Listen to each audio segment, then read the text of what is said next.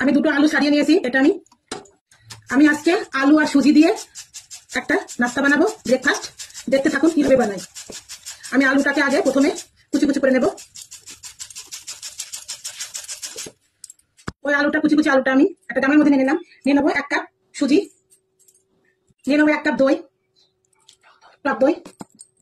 অল্প অল্প জল দিয়ে আমি এটা মাখিয়ে নেব।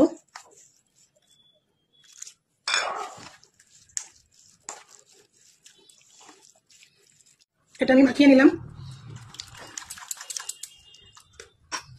এবার দিয়ে দেবো গাজর কুচি, দিয়ে দেবো লঙ্কা কুচি, দিয়ে দেবো ধনে কুচি, ধনে পাতা, দিয়ে দেবো পেঁয়াজ কুচি। এরপরে ভালো করে মাখিয়ে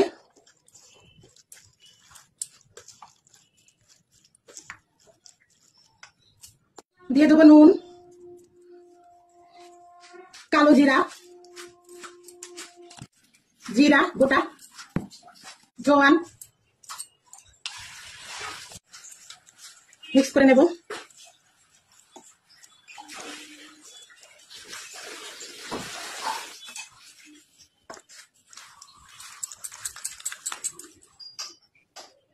চিলি ফ্লেক্স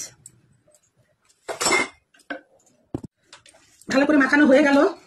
এবার আমি 10 মিনিট রেস্টে রেখে দেবো। বেকিং সোডা সবশেষে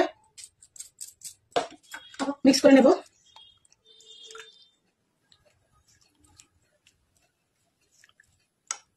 দিয়ে দিলাম একটা তাওয়া, তেল, কারি পাতা, তিল দিয়ে দেবো।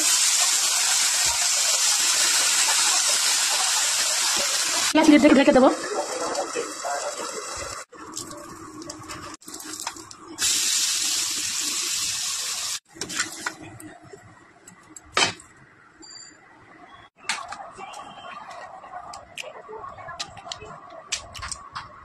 আমার রেসিপিটা একদম রেডি।